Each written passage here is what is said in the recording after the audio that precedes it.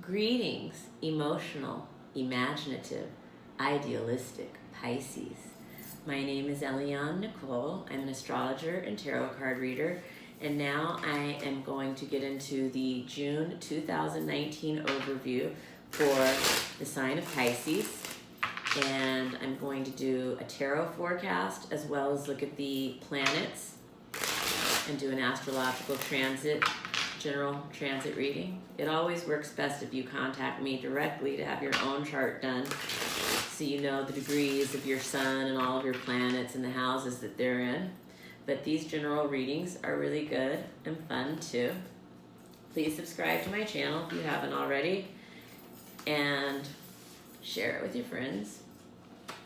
And yeah, everyone should have their birth chart done at least once in your life. I think it's a great tool for self-awareness and self-discovery. And so as we enter June, Pisces is making a new start at the beginning of June. Pisces is the Fool. The Fool is the first of the major arcana. It's standing on the point of all possibilities. It's taking a leap of faith. It can literally be a journey, like starting on a new journey of travel. And Pisces is also covered by the Chariot at the beginning of June. So that's forward movement. That can be literally transportation moving you forward, or it can be just that you have a vision and focus and a goal that you're moving towards. And so yeah, as we enter June, Pisces, it's the Fool covered by the Chariot, and that's a new start and forward motion and very, very possibly a trip or a journey, literally. Also going on is Pisces feeling trapped about something. There's something it looks like maybe that you're thinking about, because it is the Suit of Swords, and Swords corresponds to the element of air, and it corresponds to our thoughts and ideas. And so it looks like something is having Pisces feeling trapped mentally. And what is leaving is, oh no, this isn't what's leaving. This is the basis. And so it looks like, yes, there's a disappointment from the past that Pisces is wanting to get over this month, and it looks like Pisces is. You're getting over these disappointments and you're turning around and you are being in gratitude and appreciation of what is still salvageable in the situation. And what's leaving is a regeneration or a rebirth of some kind, a new start. What could come into being, it looks like there's some angst about something, maybe feeling restricted or bound by a situation.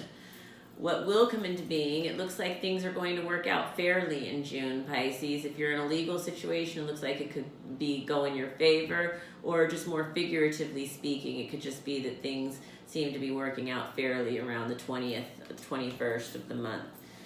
Fears or insecurities, Pisces, it looks like it has to do with a social situation. It's either maybe a superficial social situation with like superficial kinds of friends, or else it could be a social situation where there's too much drinking or partying going on, that the fears or insecurities. And others see you as the 8 of Rods reversed. So it looks like you may be delaying, postponing, or canceling travel plans. Or it could be, if it's not that travel plans, it could be just that you're halting, stopping activity, not moving forward in something. And your positive feelings about the situation are, about June, have to do with, it looks like you could be having a big expenditure on something in June that you feel very positive about towards the end of the month, maybe around the 25th or so. And then the outcome at the end of the month, it looks like you are not working. Maybe you're taking some time off. And yeah, so in general, the major arcana for Pisces in the month of June are the Fool, the Chariot, Death, and Justice. And so that's about new starts, forward movement and progress, change and transformation, and then fairness and equality and balance. And now I'm going to get into the planets. As we enter the month of June, the Sun and Mercury are both in Gemini. The Moon, Venus, and Uranus are all in Taurus. Mars and the North Node are both in Cancer. Saturn and Pluto are both in Capricorn retrograde. Jupiter is in Sagittarius retrograde. Neptune is in Pisces. And Chiron is in Aries. And so June 3rd is the new moon of Gemini. And if you followed me or watched any of my videos, you know that new moons are incredibly rich and fertile soil to plant the seeds of intention that we want to manifest in the material realm. And I call the new moon of Gemini the writer's new moon. So if you have any intentions to set around writing, harness the power of this new moon of Gemini. It is a great time to set intentions around new writing projects, whether it be a play, a song, a poem, a novel, an essay, a thesis, whatever you're writing. The new moon of Gemini is a great time to set intentions. If you have a writing project that you're already working on and you want to keep up the positive momentum, light a candle for it under the Gemini new moon. If you're having writer's block, clear it up under the Gemini of new moon, the new moon of Gemini. Set intentions around it. If you have any communication issues at all, if there's someone you've recently had an argument with or someone who you haven't spoken to in a very long time, set the intentions to clear up that communication under the new moon of Gemini. If there's someone in your life who you just have tough communication issues with in general and you want to heal that or you want to see that be lifted, set an intention. Then the new moon of Gemini will support you in that. If you have any issues expressing yourself, if there's a way that you want to express yourself, if there's someone you need to express yourself to, set intentions for that under the new moon of Gemini. Also, Gemini rules the nervous system. So anything around nerves or anxiety, you can set intentions for under the Gemini new moon. Also, I'm going to move on. June 6th, Jupiter is forming a sexquiquadrate with Uranus, and that is Uranus in Taurus. And I just want to say that I'm going to talk more about that in the personal one-on-one readings with people. But if you were born anywhere from like 2 degrees Pisces to 6 degrees Pisces, Taurus forms a sextile, and so you could be feeling this aspect, and it has to do with restlessness or rebelliousness, possibly taking foolish risks for the sake of freedom, and it's not good for financial speculation. June 8th, Venus enters. June 4th, did I talk about Mercury entering Cancer? I might have skipped that. When Mercury enters Cancer, Cancer is trine Pisces. This is a great time. The memory is enhanced when Mercury is in Cancer. People are communicating very intuitively, very sensitively, very emotionally, which Pisces is very in line with. And so Pisces tends to be very comfortable with the communication vibes going on during the Mercury in Cancer transit. And that's in June 4th to June 26th. People are communicating more about Cancerian themes. The feminine principle, the mother, mysticism, privacy, security. June 8th, Venus enters Gemini. Venus is romance and attraction and creativity. Gemini is intellectual curiosity and talking and communication. And so when Venus enters Gemini, it'll be there starting June 8th, and it'll be there for the rest of the entirety of June. And during that time, the shift goes from the Taurian Venus energy to Gemini Venus energy. So people who are single are going to be very romantically curious during this time. People who are in relationships are going to be connecting and bonding with their partner romantically on a mental level and on a communication level during this time. If you're a creative person or an artist, this is a great time to communicate your artistic vision or to write about your artistic vision. In general, it's a great time for creative writing in general for anyone who does any kind of creative writing or communicating. So Yeah, and all of us collectively are attracted to things that stimulate us mentally and intellectually, people, places, and things that stimulate us mentally and intellectually when Venus is traveling through Gemini.